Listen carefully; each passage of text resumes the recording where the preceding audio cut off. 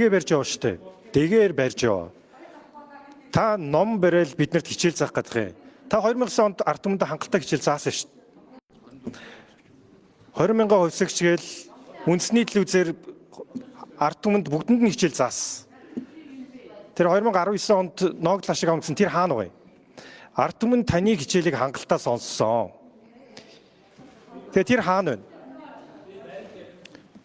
Өнөөдөр дахиад нэг ном барьж ирчээл дахин хичээл заах гад. За, асуултаа асууч вэ. За, микрофоноо нээчихв. Улсын хурлын хянан шалгах тухай хуулийн дагуу хянан шалгалтыг сонсгол явж байгаа. За, та хүндэтгэлтэй хандах ёстой. За, ганц зураг гишүүн асуулт асууя. За, улсын их хурлаас бас байгууллагад ажиллаж байгаа энэ оюутлогын хэн шалгах хорооны үйл ажиллагаанд дэмжлэг үзүүлж бас ирсэн одоо Монгол улсын бас ерөнхийлөгчөөр сонгогдож ажиллаж байсан хүмүүс их хурлын дарга ерөнхий сайд гэдэг нийт бас ирж мэдээлэл бодит ил тод байдлыг бас хэлж байгаа хүмүүс талархал илэрхийлээ эхлээд. За, ер нь бол энэ саяны шинжээчийн танилцуулсан дүгнэлт. За, тэгээ ер нь энэ нотлох баримтаар бол энэ онтрогийн лицензийн асуудлууд бол оюутлогын хөрөнгө оруулалтын гэрийн догт хамаарахгүй тусдаа хөрөнгө оруулалтын гэрээ байгуулад явах ёстой гэсэн энэ бол тодорхой асуудал. За, би тэгээд өнгөрсөн хугацаанд Монгол улсын ерөнхий сайдын захирамжаар 9 ажлын хэсэг гарч ажиллаж исэн юм билээ. Энэтэй холбоотой ажлын хэсэгт чухал гол бас ажиллаж исэн хүмүүсээс 3 зүйл тодруулмаар байна. За, нэгдүгээрт бас манай баяр цагт сайд, сангийн сайд, хэрэглэх газрын дараагаар ажиллаж исэн. Тухайн ажлын хэсгүүд бас орж исэн. За, хоёрт хөрөлөтөр сайд бас сангийн сайд, хэрэглэх газрын дарга, эдийн засаг хөгжлийн сайд гэдээ бас ажиллаж исэн. Ажлын хэсэгт бас нэрнүүд нь байсан. За, даваа сүрэн сайд түрүүн багшгүйсэн. Тэгээ даваа сүрэн сайд эрчим хүчний сайдаар ажиллаж орж исэн гэд. За, мөн Монгол улсын ерөнхий сайд Алтан уяг сайдаас бас асууя. За, нэгт энэ ашигт малтмуулын тухай хуулийн тодорхой заалтуудыг одоо тухайлбал 12-оос 20 заалтыг зөрчиж энэ онтрогийн 2 лиценз сунгагдаж ирсэн. Хайгуулынхан ч одоо ашиглалтынхан ч гэдэг. Энэ мэдээлүүд та нарт байсан уу? Тухайн ажлын хэсэг дээр ярьж байхад энэ асуудлуудыг ярьж ирсэн үү? Ярьж ирсэн бол энэ дээр ямар арга хэмжээ авахар ямар чиглэлүүд өгж ирсэн бэ? Ажлын хэсгээс. Хоёрт ер нь энэ онтрогийн тусгай ашиглагтай холбоотой ямар нэгэн хувилрууд тэр ажлын хэсгүүдээр яригдчихсэн үү? Бид оюутлогын сэдвийг одоо яриад анх гэрээ байгуулсанаас хойш 16 жил боллоо шүү дээ. Тэгэхээр энэ онтрогийн орд бол алт зис мөнгө молибден гэдэг маш өндөр баялаг агуулмжтай бас том орд байж байгаа. Оюутлогын бүлэг ордын ашиглалтын хугацаагаар нь харьцуулбал 44% тэнцэх хэмжээнд хугацаанд ашиглах юм боломжтой гэж шинжээч тодорхойлсон байлээ. Тэгэхээр энэ дээр тодорхой ашиглалтын хууль руу цааш яаж ашиглах, яаж Монголын бас эрх ашигыг хангах энэ талаар хуулиуд байгаа юу? За, эндээс тодорхой хууль тооцооллууд, санал шийдлүүд гарч ирсэн бол хаана яаж гарч танилцуулагдж ирсэн бэ гэдэг. Ийм 3 асуултыг энэ ажлын хэсгүүд ажиллаж ирсэн төлөөллүүдээс асууя. За, баярлалаа. За, ганц зураг гишүүний асуултанд хариулъя. За, нэр цохож асуусан байгаа. За, баяр цагт сайд хэрэгслийн 2 номерын микрофон. За, ганц зураг гишүүнд баярлалаа. За, би ийм нэг ном гаргасан хийж үзэн үү? Оюутлоготой холбоотой 13 гэрээ, оюутлогын асуудлыг хилцсэн 2 их хурлын протокол бүтнээрээ байгаа. Оюутлогоо зориулж ээлжид бус хурал хийжсэн их хурал 57 дугаар тогтоолын дараа энэ дотор бол Онтре голдын тухай асуудлыг бол ярьжсэн. Одоо надад энэ Батбаяр гишүүний надад тавьж байсан асуулт байна. Хариулт нь ч байна. Би бүтэн протоколыг энэ дотор хийцэн байна. Тийм учраас энэ дотор яригдж байгаагүй. Би энэ 15-6 жилийн өмнө учраас манай дарга нар санахгүй байсан байх. Би бол энэ асуудлаар шалгагдаад ном хийсэн учраас юу хаана яригдсан бэ гэдгийг бүгдийг мэдж байгаа. Онтрогийн асуудал яг энэ гэрээнд бичигдснээрээ улсын хурлд танилцуулагдаад ороод яригдчихсэн. Би анх удаа энэ шинжээчийн дүгнэлтэд 100% санал нийлж байгаа. хөрөнгө оруулалтын гэрээ хийх шаардлага байхгүй. Онтроо төр бол. Зүгээр л стратегийн ордын хувьд 34% аваад амнаатаа аваад, татвараа аваад, өсөн нэмэгдэх амнаатаа аваад явах хэрэгтэй. Харин 34% тусгай оройлтойгоор сольж болно. Энэ хуулийг би 15 онд өөрөө санаачилж оруулсан. Яагаад гэвэл бид нэр хөв дээр очиж гацчаад цаашаа зохицуулт хийх боломжгүй байсан учраас ашигт малтмалын хуулинд энэ заалтыг оруулсан юм а тусгай оройлтын асуудлыг. 11 онд сангийн сайд тухтай санаачилж үн өссөн үед нэмэгддэг оройлтын асуудыг нэмж оруулсан. Энэ хоёрын үр дүнд манайх 15% оройлтыг авах болцоотой.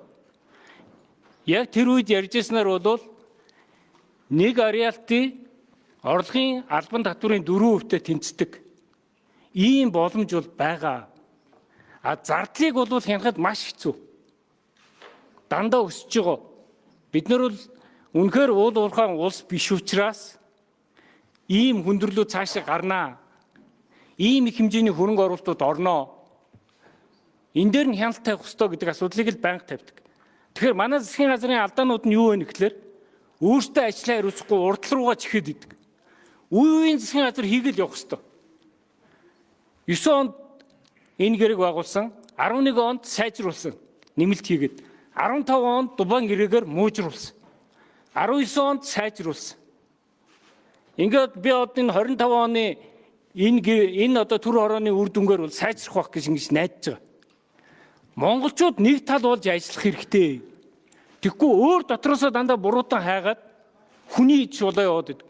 Би энд маш олон зүйлийг ярьж чадахгүй байгаа. Яагаад гэвэл үндэсний аюулгүй байдалтай холбоотой асуудал байгаа учраас. Тэгтээ үр өгөөжийн асуудлыг ярилцах үед 5 дахь өдөр би өөрийнхөө тэр санаж бодож байгаа юмудаа хэлнэ. Дээрээс нь би юу гэж хүсэж байна гэхээр та нар хаалттай хурал хийх ёстой. Тэгвэл би та нарт ямар хүндрэл гараад хаанаас ямар шахал дарамт ирээд үнэхээр үүлэн чөлөөний нар шиг энэ дундуур бид нар энэ гэрээг хийж чадсан бэ гэдгийг бол ярина. Өмнөх 2 гэрээ нь яагаад унсныг бид нар бас ярих ёстой шүү. 2007 оны гэрээ яагаад унсан? 2002 онд 8 оны 2 сард өргөн барьсан гэрээ яагаад унсан? Яагаад бид нар ингэ цаг алдаад байсан? Цаг алдах тусам яагаад зардал нэмэгдээд идгийг? Энэ бүгдийг бид нар ярих ёстой. Эсвэл үйлдэл хоёр чи хоёлоо үр дагавартай. Би одоо өнөөдөр энд маш олон хүн ирсэн байгаад би баярлж байна. Зөв буруу зөндөө юм ярьсан. Би энэ хоёр хүний ярьж байгаа бүх аюулгүй зөвлөө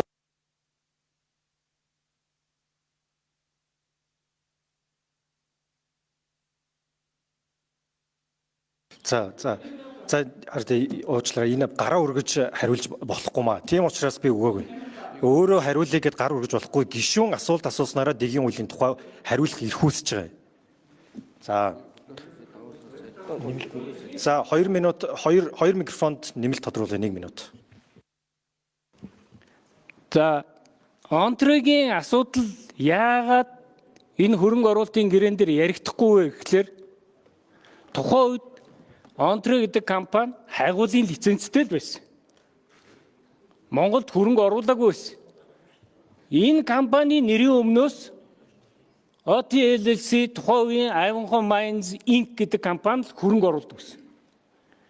Өөрөөр хэлбэл хөрөнгө оруулагч болох, дээрэс нь хөрөнгө оруулалтын гэрээ ээж тогтворжуулалт авах эрх зүйн ямар ч харилцаа үүсээгүй.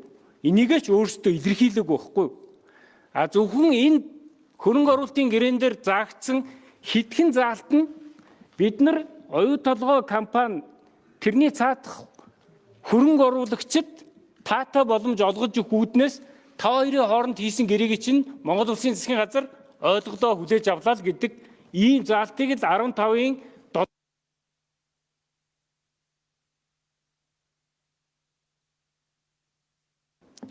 За дараагийн асуултыг Хүрлбаатар сайдаас асуусан байгаа. За 78 инфо. За та бүхэнд энэ өдрийн энэ орой мэндийг хүргье. За 2007 онд Миогомбын инхолтыг ерөнхий сайд байхад энэ оюутлогоотой хэлцээр байгуулах ажлын хэсгийг сангийн аамны төрийн нэрийн бичгийн дарга байхдаа ахалж исэн. Ингээд богинохон хугацаанд нэлээд одоо улс оронд хэрэгтэй ийм хөрөнгө оруулалтын гэрээг оруулж чадсан гэж үзэж байгаа. тэр үед дэлхийн эдийн засгийн өсөлт бол нэг 4.4%-тай, өөрөөр хэлбэл дэлхийн эдийн засаг үндсэндээ тийм бүүм одоо өсөлтийн тийм нэлээд өндөр хувьтай явж исэн цаг үе. Зэсийн үн өөрөө 8,000 9,000 гарсан байсан учраас хилцээр хийхэд нэлээд таатай нөхцөл байсан юм а. Ийм учраас тэр зэс айлуулах үйлдвэр, эрчим хүчээ Монголоос авах, политехникийн сургуулийг олон улсын стандартад хүргэх, эндээс гаргаж байгаа алтыг зөвхөн Монгол банкнд тушаах зэрэг олон тийм улс оронд ашигтай. За 7 номерын микрофон нэмэлт 1 минут. Гэрээг бол хийж чадсан. Тэгээ харамсалтай нь улсын их хурл дээр тухайн үед одоо сөрөг хүчин сонгуульд өгч ирсэн учраас дэмжихгүй гэдэг байдлаар суурьаар тэр хөрөнгө оруулалтын гэрээг унгаас үндсэн шалтгаан тэр өөр ямар шалтгаан байхгүй. Би сайн санаж байна. Одоо энэ үндсэн хуулийн тэнхимийн зааланд биднийг оруулж ирж байгаа тал талаас нь элдв усаар л хэлж дормжилж байсан гэдгийг хэлье. За хөрөнгө оруулалтын гэрээ бол 6709А гэдэг ашиглалтын лицензийг л тойрсон хэлцээр байсан. Тэгэхээр өөр бусад ямар нэгэн асуудал бол тэр үед бол яригдчих байгаагүй гэдгийг бол энд би хэлмээр байна. За үүний дараа Санжинбаяр ерөнхий сайд Нурын Алтуйг шадар сайд, тэргүүн шадар сайд байх үед бол энэ хоёулахын гэрээ улсын их хурлаар орж батлагдсан. За тэр үед намайг засгийн газрын хэрэг эрхлэхийн дарга байсан юм шиг ярьдаг. За ганцаар гишүүнч бас тэгж ойлгож хэлчих шиг боллоо. Би тэр үед засгийн газрын хэрэг эрхлэхийн дарга бол байгаагүй. Тэр үед засгийн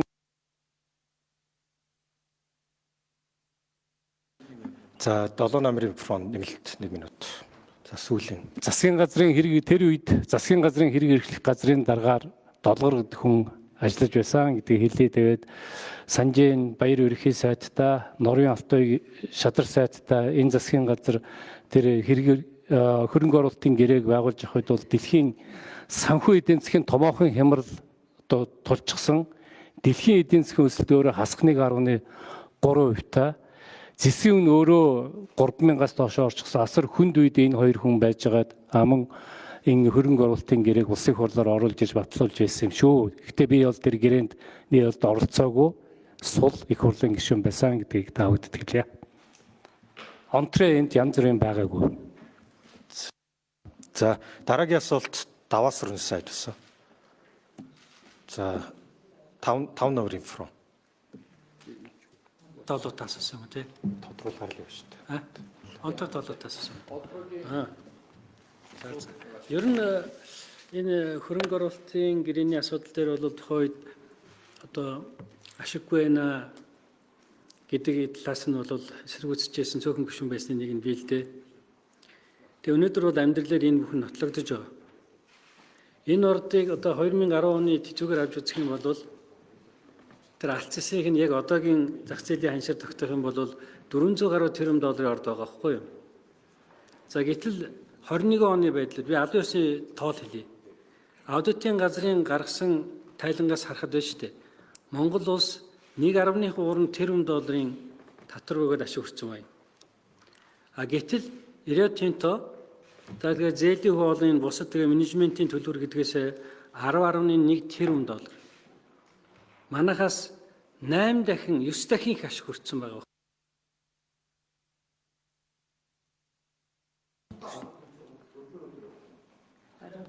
За тусдаа асуулт учраас 4 минутаар хариулт 4 минутаар нэмэлт тодруулах 2 удаа. За ингээд энэ бол амьдралаар ингээд нотлогдсон. Гэхдээ энэ ч одоо бид нар ялангуяа би онцгой дээр бол тухайн үед энэ яригдчихсэн асуудал. Гэхдээ ашигт малтмлын лицензийн тухай ашигт малтмлын хуулиар байна шүү дээ. Хөрөнгө оруулалтын гэрээ байгуулахад ашиглалтын лиценз тэзүүтэй байна гэж л байдаг байхгүй юу? Тэгэхээр хайгуулын гэрээ одоо лицензтэй үнэтэй бол байгуулж болохгүй. Тэгэхээр хизээж энэ хамрах асуудал биш. Одоо ингээд хөрөнгө оруулалтын гэрээнд хамарна гэдэг хамрахгүй. Тийм учраас бол шинээр хөрөнгө оруулалтын гэрээ эднээтэй байгуулах хэрэгтэй. Тухайн үед үйлчилсэн хөрөнгө оруулалтын асуудал бол ашигт малтмлын хуулийн 31-ээр зохицуулагдчихсан байхгүй юу? Энэ асуудлыг бид нар ярьж ирсэн. Тэгээ хөрөнгө оруулалтын тухай хуульд аваачаад нэг хамаарах лицензүүдийн жагсаалтанд манай энэ нөхдүүд энэ баяр цогт энэ төр хийцэн байхгүй юу? Хүчээр хайгуулын лицензийг одоо бид л бодит үннийг л ярих хэрэгтэй шүү дээ. Тийм учраас бол энийг бол бид нар тэжүүгээр хөрөнгө оруулалтын гэрээ байгуулсан байхгүй юу? Өнөө өглөө үйлчлэл нь хойно үйлчлэн гэж хачаам ирээд тэжүүгээр хөрөнгө оруулалтын гэрээ байгуулж болохгүй байсан байхгүй юу? 31-ээр байгуулсан эднэр. Тэгээ өнөөдөр ингээ харахад эргээд нөгөө онтрогийн лицензийг энэ хөрөнгө оруулалтын гэрээнд хамруулах ахаал нөгөө нэг гадны захиалга яриа сууж байгаа байхгүй юу? Болохгүй шүү дээ. Өнөөдөр үндсэн хуулиар эрх зүйн өөр орцсон байсан. Монголын ард түмэн дийлэнх ашгийг хүртэнэ гэж. Тийм учраас энэ шинэ үндсэн хуулийн хүрээнд энэ онтрогийн лицензийн асуудлыг ярьж хөрөнгө оруулалтын гэрээг дахин ярих ёстой. Өөр ямар ч арга байхгүй. Тийм учраас бол би одоо энэ төр хорооны энэ хэлж байгаа асуудлыг үнэхээр шаашиж байгаа юм. Өнөөдөр хөрөнгө оруулалтанд 5 гэж хэлснээр хэд болсон? 21 болсон. 18 сая тэрбум зээл, 13 тэрбум доллар өрөөгийн зээл. Өрөө энэ зээлээр өнөөдөр ашиг аваад байна шүү дээ. Энэ чинь хөрөнгө оруулалт юм уу, зээл юм уу? Энэ асуудлыг өнөөдөр бид нар шийдчихэж ингэж явахгүй бол зардал өсөлт нь Эрдэнэт болоод байна шүү дээ. Гэтэл эдгээр Эрдэнэтээс бага татвар төлсөн мөртлөө өнөөдөр эдийн засаг том хувь нэмэр оруулсан гэж юм яриад шүү дээ. Тийм байхгүй. Өнөөдөр Монголын эдийн засгийг авч байгаа юм бол зис алтнаас гадна хамгийн гол юм бол нүрс. Өнөөдөр 15-6 тэрбум доллар оруулж байгаагийн 8-9 тэрбум нь нүрс. Эдгээр 100-аас 150 сая доллар 5% нөөцийн төлбөрөөр төлж байгаа. Ямар юмных нь хувь нэмэр байх юм бэ? Тэгээ ийм юмыг ард түмэнд хүргэх хэрэгтэй. Тийм учраас онтроо дээр энэ бүгдийг зогсоох ёстой. Шинээр гэр байгуулах ёстой. Үндсэн хуулийн дагуу Монголын ард түмэнд дийлэнх ашиг хүргэх ёстой. За дараагийн асуултыг Алтууйг сайд асуусан ба. За би энд гэрчүүдэд бас нэг зүйлийг тодруулъя. Хяналт шалгалтын тухай хуулиар гишүүд асуулт асуух юм бол тэр асуултанд нь хинээс асууснаас нь хамаарат өгөх юм а. Гараа ингээд нэгсэндээ хариулах одоо тийм дэг зохицуулт байхгүй маа.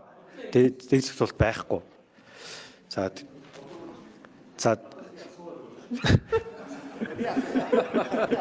гишүүд асуулт асуухгүй бол би гэрчээс гараа өргөсөн учраас те микрофон нээх дэгийн зохицуулт байхгүй. За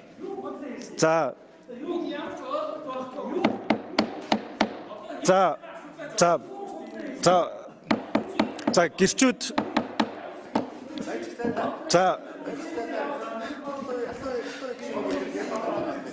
сонсгол даргалагч дахиад ийм асуудал гарах юм бол хурлаас гарах үүрэгт юм аа. Би хуулиар хүлээсэн бас хяналт шалгууны дарга үүрэг байна.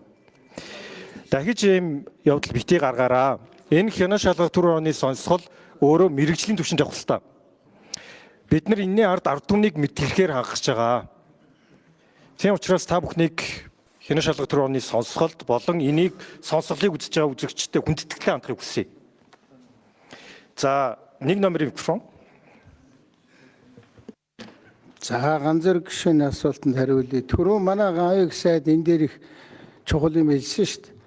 Би 13 гэдэг чинь 12 жилийн өмнө улсын хурал дээр нээлттэй ярьсан асуудлын онтрог үйлдэл лиценз байхгүй юу. Гэхдээ би гэдэг нь манай одоо салбарын яамал энийг мэдчихсэн гэсэн үг. Тэгэхээр энэ гаавыг сайд юу гэж хэлчээ түрүүн гарсан гэхээр та нар 100% юмныхаа 34-ыг авах гэж байгаа юм уу? 80% юмныхаа 34-ыг авах гэж байгаа юм уу? Сайн бодоорой гэсэн. Энэ юу гэсэн үг гэхээр ерөөсөн онтрог үйлдэл чи оруулалт тооцох ёстой л гэсэн үг. Оруулалт тооцвол 100% байхгүй. Манай хуулиас тэрнийг оруулалт тооцоод юм авах ёстой. Би их хурал дээр тийм мэдээлэл хийсэн байж штэ 12 жилийн өмнө 30% алдчих гэдэг штэ нөхдөд онтрог үйлдэл ярихгүй бол гэж тийм ээ. Тийм учраас маш ойлгомжтой манай засгийн газрын үед энэ асуудлууд томьёологдож гаавыг сайд лицензийн төдөлгөлзүүлсэн гэж ярьдгийн шүү дээ. Та нөгөө баримтын судалсан юм чи мэдж байгаа байлгүй. Төдөлгөлзүүлж хүртэл үлдсэн. Одоо би өнөөдөр орж ирэл ингээ харж байхад тэр нэг лиценз олгодог, сунгадаг, мунгадаг тэр чин засаг дээр нэг асуудалгүй шүү дээ. За цагт хамаагүй байхгүй.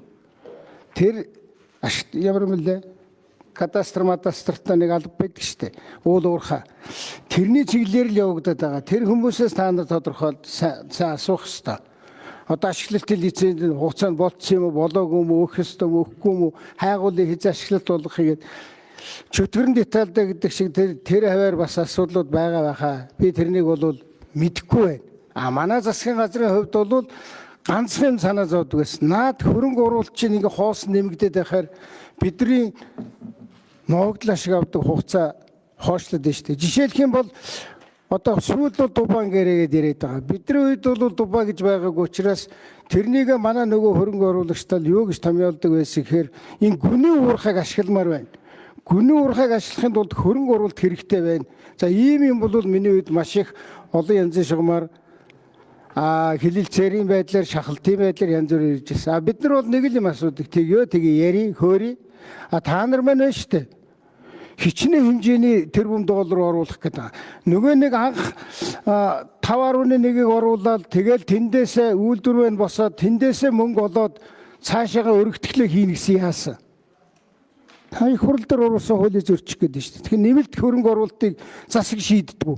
Хэрвээ ингэж байгаа бол улсын хурал дээр оруулж хөрөнгө оруулалтыг гэрээнд өөрчлөлт оруул гэдэг иймэрхүү маягийн яриа манай дээр их явсан. Тэгээд яг үнэндээ бол энэ асуудлаас болж манай засгийн газар огцроход томоохон нөлөө үзүүлсэн. Та нар тэрнийг биднийг огцорсон чин дээр оюу толгойныг захирлын хэлсэн телевизээр ярьсан байгаа шүү дээ. Одоо монголчууд бүгд мэдж байгаа. За энэ нэрнийг бүтлгүүд засгийн газрыг нэг юм огцрох шиг боллоо. Одоо дараачийнхан засгийн газартай хэлээмээ болно гэсэн. Тэгээ хэлээмээ та нар яаж болсон монголчууд? Монголчууд нэг байх ёстой гэж миний хэлээд байдаг чинь. Нэгийг огцруулж аваад нөгөөдгөр нь Дубан гэрээ байгуулаад явсан.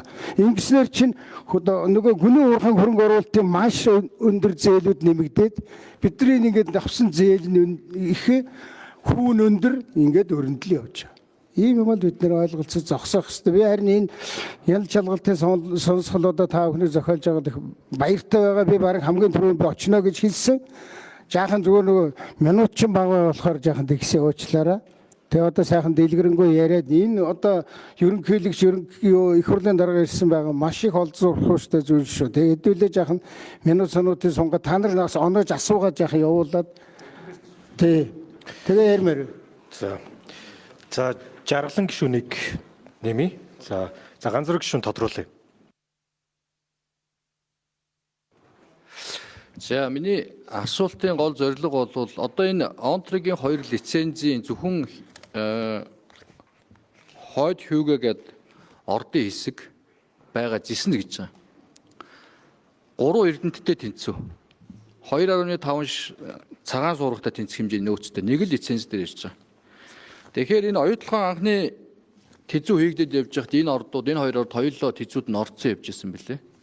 Ороод ингээд тодтогод хийгдээд яваад байгаа. Энэ хооронд маш олон ажлын хэсгүүд орсон байна гэсэн ерөнхий сайдын захирамжаар. Их хурлаас ч гэсэн 3-4 удаа тогтоол гаргаж бас тодорхой үүрэг чиглэлүүд өгсөн байсан. Тэгэхээр энэ ажлын хэсэгт орж исэн хүмүүс нэгт энэ өндөр агуулмжтай алт зэс, молибден, за мөнгө гэд ийм том ордоо хууль зөрчөөд, ашигт малтмлын хууль зөрчөөд 12-оос 20 заалт зөрчөөд сунгаад яваад байгааг мэдчихсэн үү гэж байсаад. Хоёрт мэдчихсэн бол ямар арга хэмжээнд авсан бэ? Ер нь бол ямар ч одоо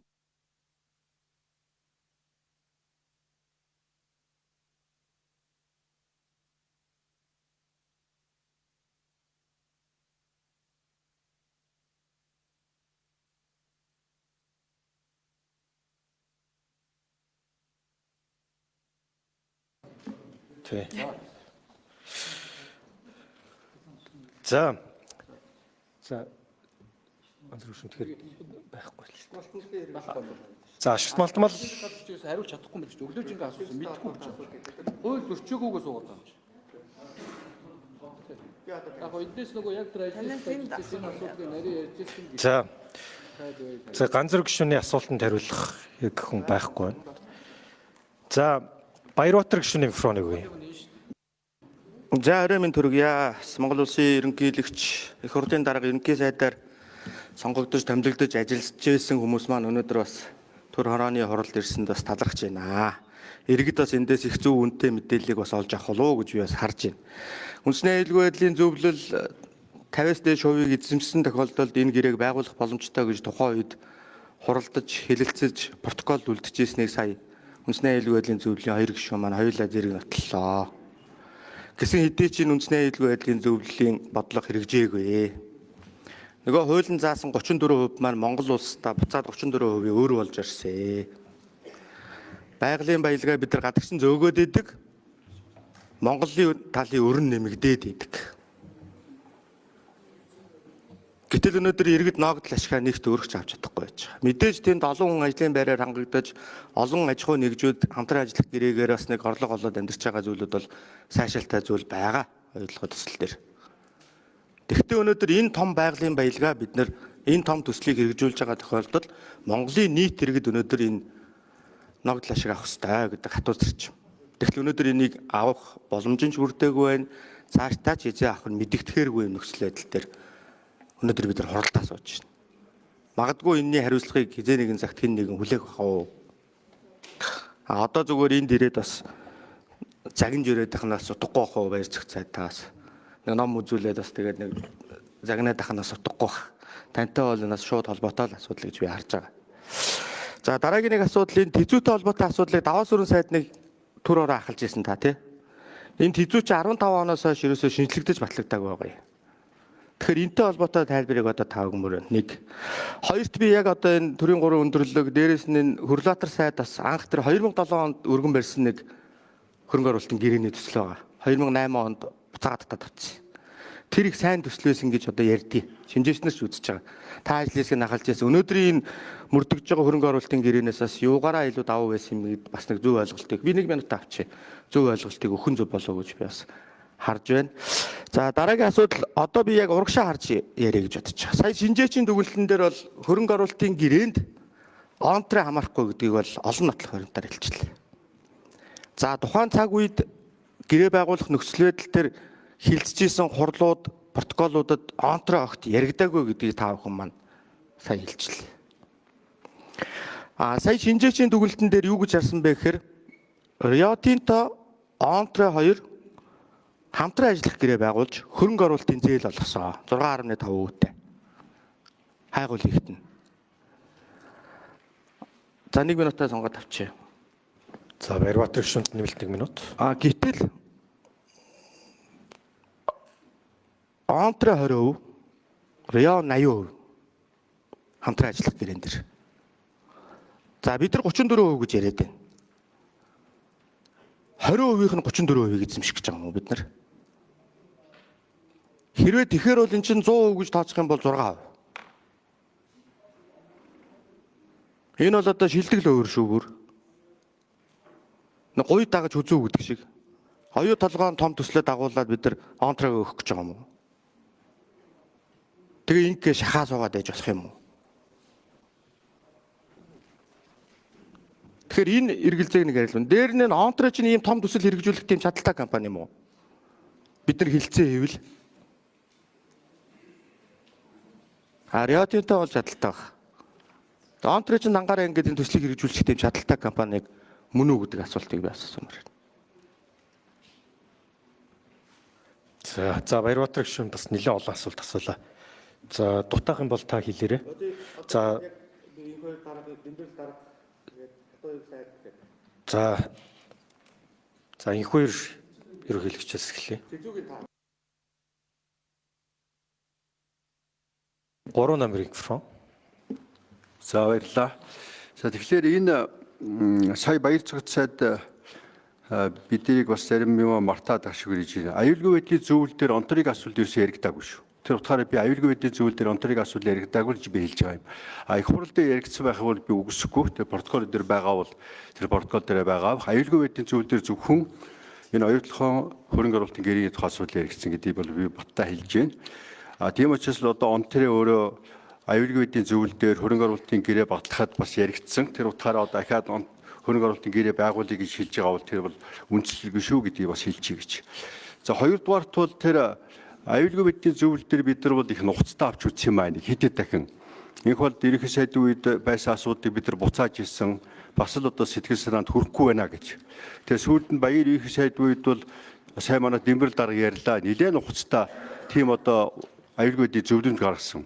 За яг зарим хуульчид зарим хүмүүс бол ер нь зөвлөмж энэ бол хууль ус гэж ярьдаг. Тэгтээ биш ээ. Энэ бол ерөнхийлөгч нь толгоолдог, ерөнхий сайд нь гишүүн байдаг, их хурлын дарга нь гишүүн байдаг, цорын ганц институт. Бүх нарийн юм энэгээр ярьдаг. Тэр утгаараа нууцалдаг.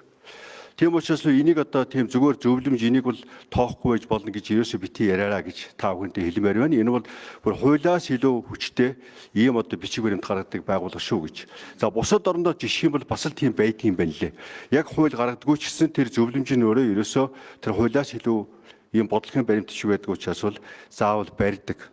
За энэ бол бид нар бол өнөөдөр хоорондоо муудалцваш бид нар алдчихжээ. Одоо энэ дээр бол хөлийн зөвшөөр хэрэгтэй. Монголчууд алдчихж Рио Тинтог шүүмжлэх хэрэг байхгүй. Угаасаа чинь 1873 онд байгуулагдсан колонист, империалист үеэс ахуулаад өөр дотроо энэ одоо өөрөөсөө тэрийг салах гэж оролддог гэсэн чадахгүй ийм ядуу буруу орнуудад очиж ийм гэрээ тулгадаг, ийм туршлагатай компани байхгүй. Энэ буруу биш.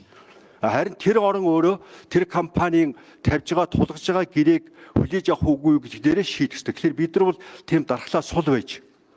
За тэр үед бол ялангуяа 2009 оны сонгуулиар би одоо сонгуульд ялгагдаж ирвэгдэрж ялсан нэртэй бол энэ бол шууд холбоотой. Би байсан бол өнөөдөр та нар бирж штэ би байсан бол Украинад болохгүй гэж. Би хэрэг тэр үед 9 он ерөнхийч байсан бол ийм муу гэрээ байгуулагдахгүй байсан. Элбэдэж гэж хүн гарч ирээд ийм гэрээг маш хурдан байгуулсан. Тэр утгаараа энэ ч гэсэн энэ оюутлахын гэрээг хөрөнгө оруулалтын гэрээтэй байгуулахад Монголын сонгуульд хүртэл холбоотой шүү. Тийм учраас тэр баяр цогц сайдын хэлдэг нь үнэн. Яриггүй бүр нууц юм ярьж болно. Зүгээр бид нар үл явдаа нэг юм одоо нэг минутанд хязгаарлагдаад нэг жоохон ил тод юм л яриад өнгөрөх гэдэг шүү дээ. Үнийг дээр тэр сонгуул, ловер, булхаа, хэл хахуул тэр одоо Рио Тинто компани мөн чанар гэдээ ярих юм бол маш их юм ярьж болно. Уг нь тэгж ярил манай өнөөдөр их хурлын гишүүд маань их сургамж авч төрийн бодлогоо тодорхойлохдоо их оновчтой тодорхойлж магадгүй гэж би бодож байгаа юм. Тийм учраас би баяр цэг сайдын дээр хэлж байгаа зарчмыг үл дэмжиж байна. За энэ бол алдаа хийсэн гэдгээ бүгдээрээ зөвшөөрвөл. Одоо энэ дээр бие бинийгээ буруутгаач яах одоо янз янзаар соллоод яах алдаа гаргачлаа. Одоо засъя. Тийм учраас хамгийн гол арга тэр 34% биш. Бүтээгдэхүүн баг гэрээ. Бүтээгдэхүүн баг гэрээ байгаа цагт бол Монголын төрийн өмчл 100%-аараа бидэрт байна. Улсын хурал үндсэн хуулийн 6-2 бол мөрдөгдөн. Бид нар өмчөө алдахгүй. Харин бүтээгдэхүүнээ анх бүтээгдэхүүн гаргаж ирсэн хөдөөс эхлээд хувааж авна. Тэр утгаараа бид нар ашиг чөлөө хэрэггүй. Тийм учраас бүтээгдэхүүн баг гэрээ болгож засаараа гэж та бүхэндээ одоо зөвлөж байна. Ингэж бид адтайгаа засан. Дахин одоо оюутлахын хөрөнгө оруулалтын гэрээтэй адилхан энэ онтрэтэй дахиад нэг 34% аваад тэгээд нэг амнат тохироод ахаад нэг хөрөнгө оруулалтын гэрээ хийчих. Тэр бол том алдаа болно шүү. Битээ тэгээрэй гэж та бүхэнд зөвлөж байна. Бүтээгдэхүүн баг гэрээ За Дэмбэрэл даргын микрофон 4 номер микрофон. За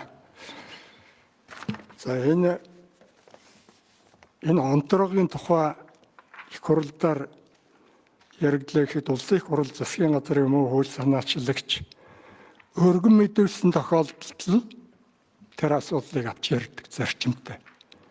Хэн нэгэн улсын их хурлын гишүүн чуулгандар асуусан зүйлийг улсын их хурл авч хэлцэжсэн анхааралд нь оруулсан гэж ингэж үзэж болохгүй.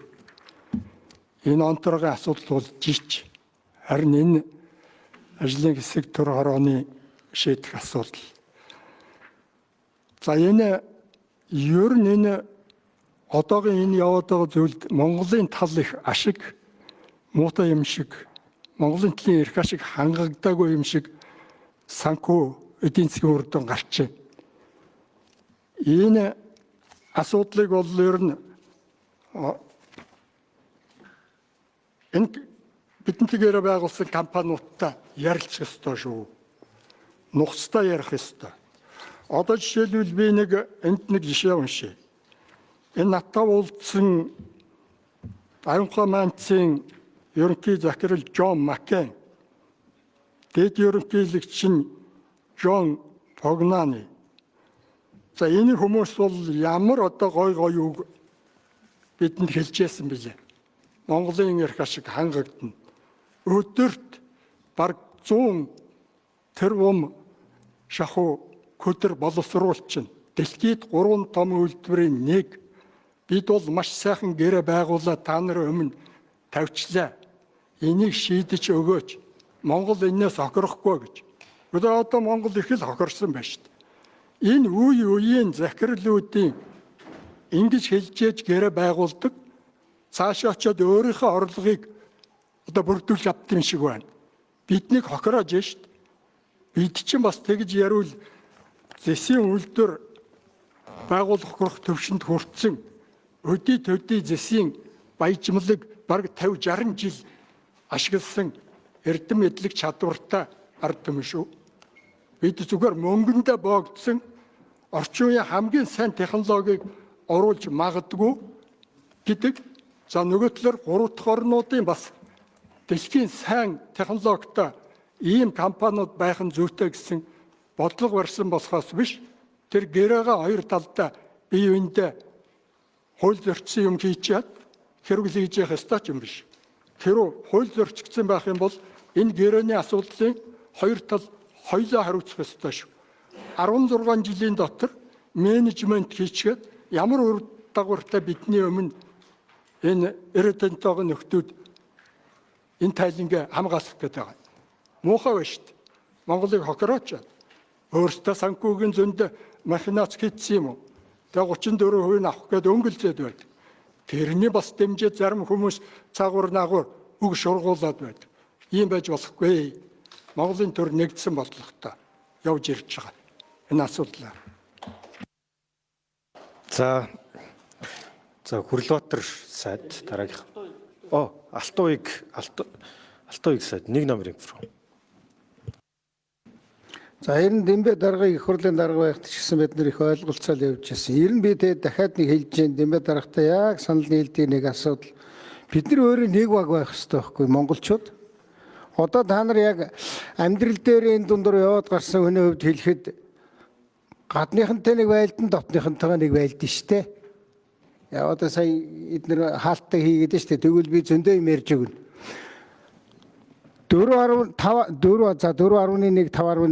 5.1 тэрбум Америк долларын хөрөнгө оруулалт. 7.1 болчиход шүү дээ. 2 тэрбумыг та нар яаж одоо илүү гаргачаад байгаа юм бэ? Энд чи одоо нөгөө Тэзүү хууль мүүлээ зөрчөөд байж тэгээд ийм асуудал бид нар тавьсан. Тэгэнгүүтэл буудаж эхэлдэг. Ер нь манай засгийн газрыг тэр үед юу гэж муулж ирсэн. Энэ бол resource nationalist. Одоо баялагын тийм үндсэрхэг амьтад гарч ирдэ гэж тэр нь чаваа Салтыг орж байгаа энэ хин саяны Гавыг сайд орж байгаа Тэрвш тавг сайд орж байгаа Улаан сайд орж байгаа байхгүй. Тэгээ бид нар ярьж байгаа за ерөнхий сайдын захирамжаар гэрээнд өөрчлөлт оруулж болдгүй бол 2 тэрбум Америк долларын хэтрэлтийг шалгая гэж манай энэ саяны хэлсэн 3 сайд тушаал гаргаж энийг шалгасан. Энийг яагаад шалгаж тогтоох ёстой юм гэхлээр та нар боддоо тэр үед бид нар ярьдаг байсан өгүүлбэр хэлье. 1.5 тэрбум Америк доллараар ямар их юм босгож болж байхад яагаад бид нар айлын оруулсан 2 тэрбум Америк долларыг хэтрэлтийг нь тийм байна юу гэж яаж явах вэ те?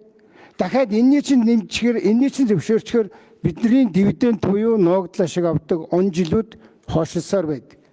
Ийм нөхцөл байдлууд байсан юм аа. Одоо энэ үг бол би яриад байгаа нь ингээд муухан байхгүй шүү дээ. Тэгээд энэнийг дахиад хүний уурхаад хөрөнгө оруулах гэхлээр хүч дахиад нөгөө хөрөнгө оруулалт чинь нэмэгдээд хянагдаагүй хөрөнгө оруулалт нэмэгдээд за ингээд бид нар бол нөгөө чөтгөрийн цикл рүү орсон. Яг Дэмбэрлэг гişүүд дарагтай санал нэг хааваа бид нар нөгөө нэг 7-8 оны үед одоо хөрөнгөний оруулчихвал гэлээ ёстой Монголыг алаад өгнө гэсэн компани маань оруулсан чинь одоо өнөөдөр бид нарыг 12 тэрбум Америк долларын өрөнд оруулчихсан гэж байдаг. Энэ бол хэрээс хэтэрсэн. Тэгтээ би дахиад нэг юм хэлж байгаа. Бид нар өнгөрсөн юмыг буруугаа суугаад байх биш. Манай засгийн газар үед бид нар бие одоо засах гэж оролдсон юм аа, болоогүй юм аа.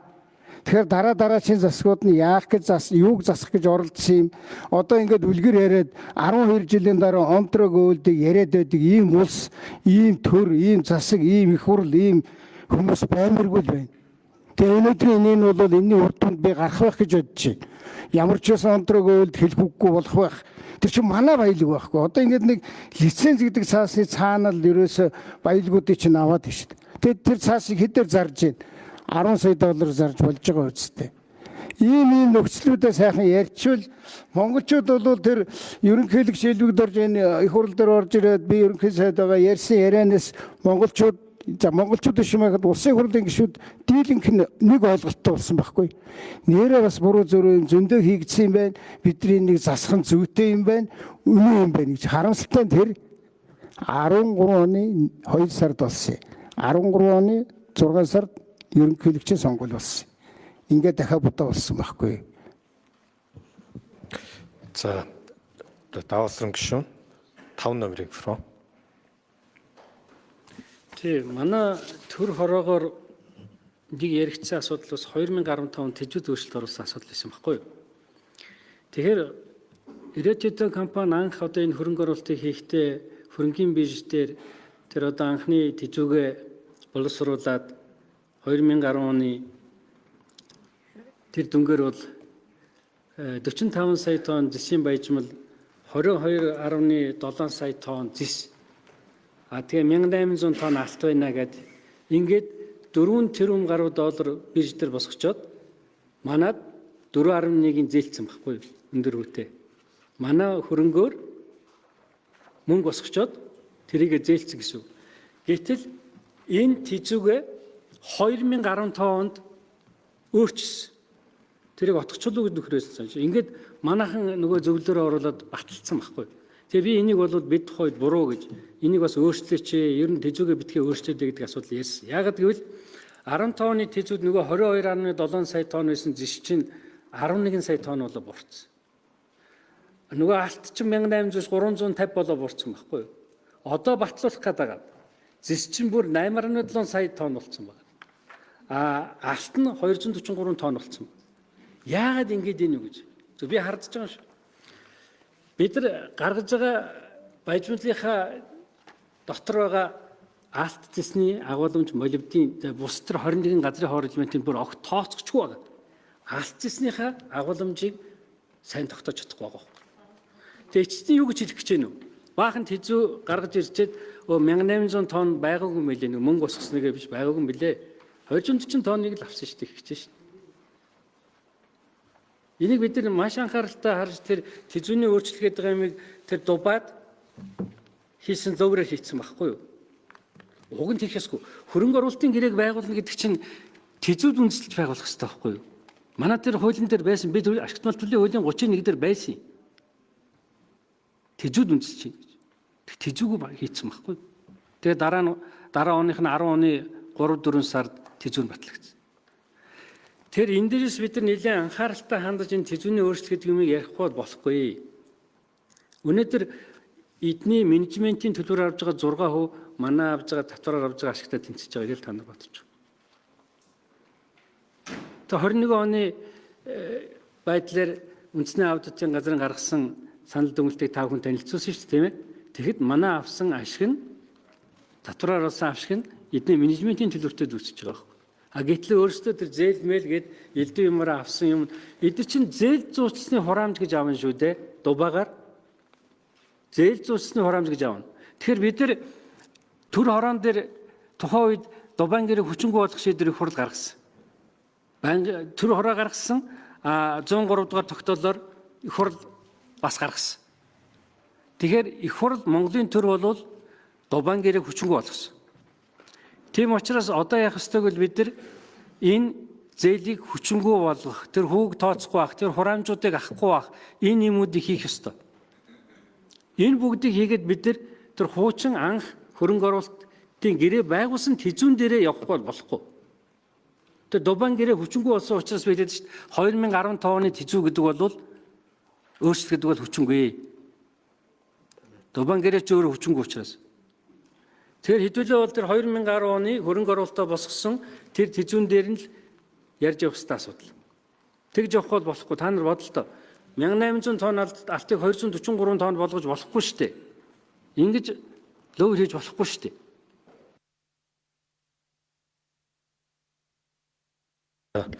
За Хүрлбаатар сайд 7 номерын микрофон өгье. За 2007 оны хөрөнгө оруулалтын гэрээнд юу байсан бэ гэдгийг хэлээ. Би энэ 2007 оны гэрээ 2009 оны гэрээ хоёр өөр нөхцөл байдалд байгуулагдсан шүү гэдгийг онцолж дахиад нэг хэлчмээр байна. Яагаад гэвэл 2007 онд чинь дэлхийн эдийн засгийн өсөлт нь 4.4, зэсийн үн 8,000-9,000 хүрсэн байсан үед бол бид нар Монгол ашигтай зүйлүүдэд шахаж оруулах амархан байсан. Амархан ч байх үедээ бас нэлээд хэлцээрийн явцад одоо нэлээд ажил оруулж байгаа шүү дээ. Харин дараа нь Санжинбаяр, Нурмын Алтайгийн хоёрыг ерөнхий сайд, тэргүүн шадар сайд байх үед оруулж ирсэн тэр гэрээ бол дэлхийн эдийн засаг өөрөө хасах 1.3-оор өссөн.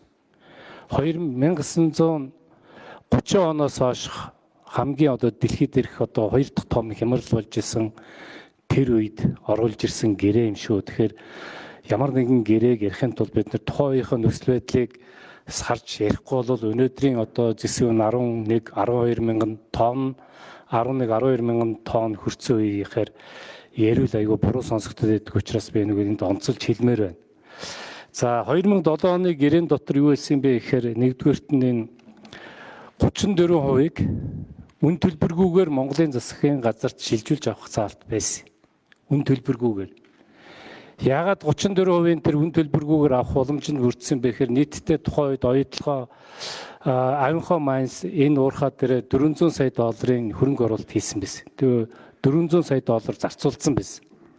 Түүнээс 34 гэхээр нэг 120-30 сая доллар авсан учраас энийгээ ингээд авахгүйгээр шууд 34%-ийг Монголын талд шилжүүлье гэдэг юм яриа хэлцэл хийгдэжсэн. Дээр нь зэс хайлуулах үйлдвэр барина. Тэгээд тэр зэс хайлуулах үйлдвэрийнхээ 34%-ийг нь мөн Монголын төр үнэнгүүгээр эзэмшнэ гэдэг юм залттай байсан. Эрчим хүчээ Монголоос авнаа гэдэг ийм залттай. Зэрэг их нэлээд олон залтууд байсан. Алта Монгол банкын тухайн үеийнхээ ханшаар тушаан барина гэдэг ийм залтууд байсан.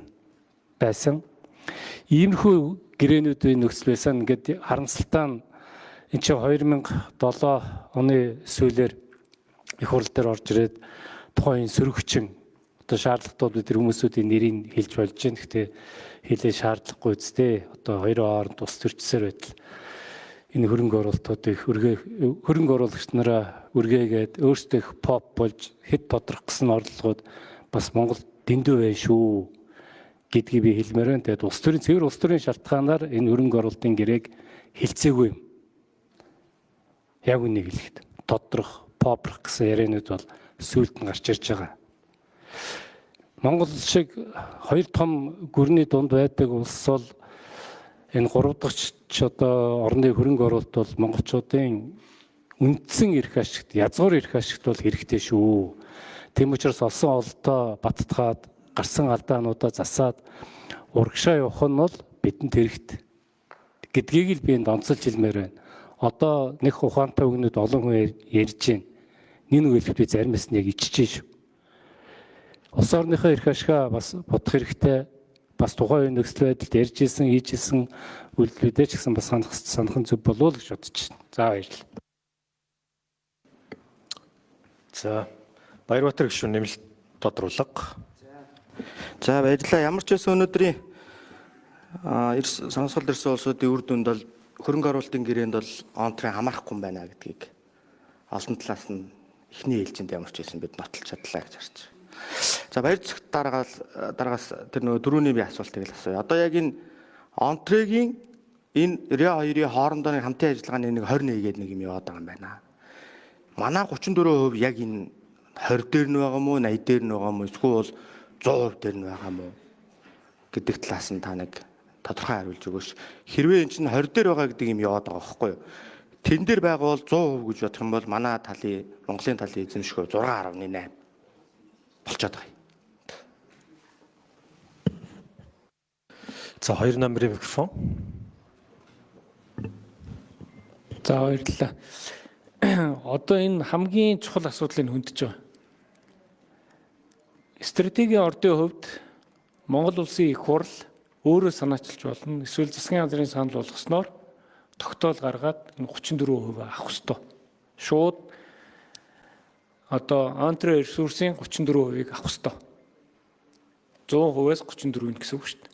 Тэгээ антрэ ресурс одоо хөрөнгө оруулалтын гэрээ байхгүй байгаа учраас амнат төлнө, татвараа төлнө, өсөн нэмэгдэх амнат төлнө, докторжуулсан татваруудын хөнгөлт идэхгүй. Ингэж явах ёстой. Өөрөөр хэлбэл хоёр эрх зүйн орчин үйлчлэнэ гэсэн үг. Нэг том бүлэг орд дээр энэ талд нь 34% эзэмшсэн хөрөнгө оруулалтын гэрээтэй оюу толгой компанитай засгийн газар. Энэ талд нь За 2 номерын инфрон нэмэлт минут. 34% эзэмшсэн тэгсэн мөртлөө хөрөнгө оруулалтын гэрээ байхгүй бүх татвар нь одоогийнхоор хүчин төгөлдөр үйлчилж байгаа ийм хоёр эрх зүйн орчин үйлчлэл. Энэ бол айгүй сайн үр дүн үзүүлнэ гэж би хувьдаа бодож байгаа. Энийг тусгай оролтыгаар солилцсон байсан ч гэсэн яг одоо нөгөө юу гарах байхгүй юу? Үнэхээр энэ ч зардлаас суулж бид нар алдагдал гараад байна уу? Яг энэ талд нь хяналт тавиад ямар нэгэн хөнгөлт үзүүлэхгүй байхаар ашигтай ажиллаад байна уу гэдэг чинь шууд гарах байхгүй юу? Тийм учраас Онтрой чинь бүлэг ордынхоо бараг 30% эзэлж байгаа. Энэ талд нь оюу толгой чинь бол 70% эзэлж байгаа байхгүй юу? 70% дээр нь хөрөнгө оруулалтын гэрээтэй 34%тай. Энэ дээр нь 30% дээрээ тусгай оролттой явах юм бол бараг 15% оролтыг авах байхгүй юу? Ингээд явах юм бол бидний хяналтыг бол маш сайн болгоно. Яг гэвэл хоёр эрх зүйн орчин зэрэг үйлчлэхээр аль нь дээрээ алдаа гараад аль нь дээрээ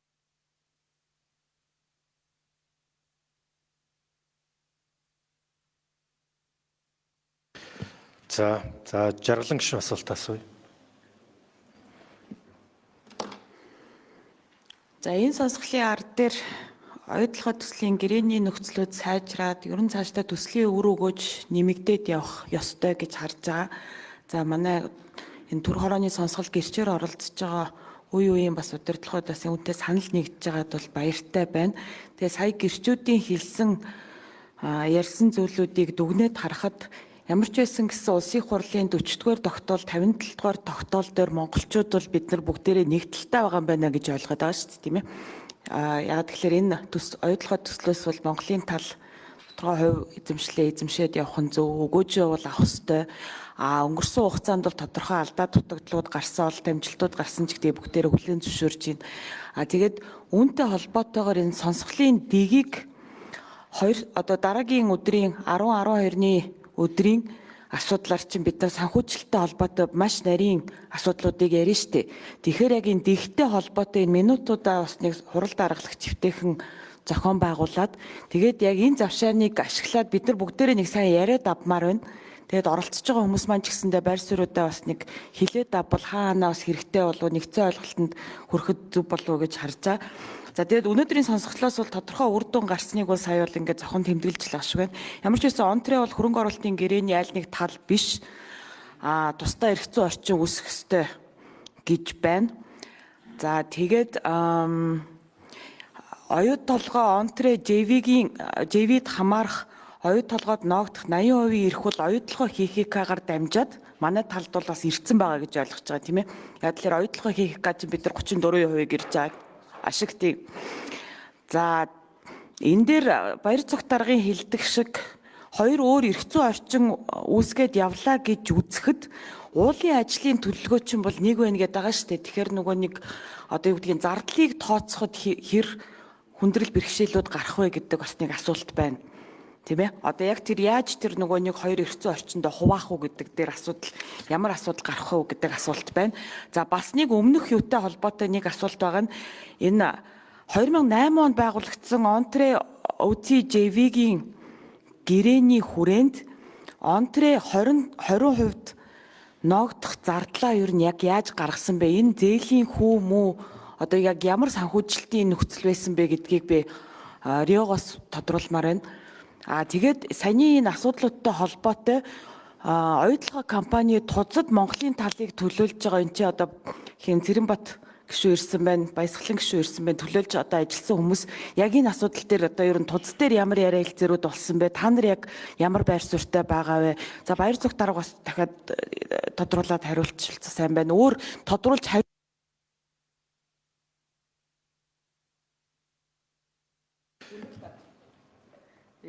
Хинээс. За баяр цогт даргаас эхлэе. 2 номер инфрон.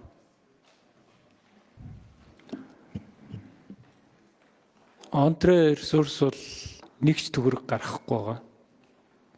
Энд чинь фри карьераар явж байгаа. Өөрөөр хэлбэл тодорхой хугацааны санхүүжилтээр нь бол хүү тооцож байгаа баг. Тэр хүүг энэ 3 дахь өдөр хүү ярих үед бол нэлээсээ ярина. Бид нар ч гэсэн бас өөрсдөө ярилж байгаа хүүнүүдийг ярина гэж бодож байгаа. Яг Аймхан Майнцд анх гэрээ хийж хахад BHP-гийн 2% ариалтыг бас энэ гэрээнд оруулж ирж ирсэн. Тэгээ бид нар бол яг энийг бол хүлээж авахгүй. Энэ бол Аймхан Майнц BHP Billiton хоёрын хооронд хийсэн гэрээ байна. Тэрнгээрээ зохицуулаа гэж шахсан. Яг тэрнтэй адилхан юм одоо бол Онтрой OTLLC хоёрын хооронд явж байгаа байхгүй. Тэгэхээр энэ бол бидний хувьд бол ямар ч асуудал биш. Бид нар 3 имийг л ялах хэрэгтэй гэдэг байхгүй. 34%-ийг бол орд эзэмших гэрээгээр шийддэг. Ашигт малтмуулын хуулийн 5-ын 3, 4, 5-аар шийдэж байгаа. Хөрөнгө оруулалтын гэрээг болохоор 29-ийн 1-ээр хуучин хуулийн. Одоо шинэ хуулиар болохоор хөрөнгө оруулалтын хууль гэдэг сүлд нь гаргасан. Энэ дээр одоо даваасар намайг хийсэн эдэргээд худлаа яриад байгаа. 2013 оны 10 сарын 3-нд хийсэн шүү. Би засгийн газарт байгаагүй. Тэгэхээр ийм юмнууд бол байгаа. Ер нь бол юу гол нь хэлэх гээд байна гэхлээр монголчууд бүгдээр ингэж нэг ойлголттой болмоор байна. Яг юу тойроод бид нар маргалтаад байна. Би дахиад хэлье. Зарим нэг нь үйл ажиллагаагаараа гай болсон. Зарим нэг нь эс үйлдэлээрээ гай болсон. Одоо бүгдээрээ өөртөө магтаад яриад байгаа байхгүй. Би энийг бүгдийг ингээ гаргаж чадна. Энэ засгийн газар ийм эс үйлдэл хийгээд ийм хүндрэл авчирсан. Энэ засгийн газар нь ийм үйлдэлүүд хийгээд ийм хүндрэлүүд авчирсан гэдгийг хэлж чадна. Энийг би хаалттай урал дээр ярмаар. Тэгэхгүй яагаад ийм болсон бэ гэдгийг ч одоо ингээд хүмүүс өөрсдийнхөө тайлбарлаад ингээд ахын бол хүмүүсийн толгой иргэнэ. Одоо Монгол улс өртөө гэж яриад байгаа. Би энэ хөрөнгө оруулалтын гэрээн дотор заасан байгаа. Манад өр байсан тэрийг 19 онд Оюутны ерөнхий сайдын засгийн газар хилцэж хагаад үргүү болгоцсон.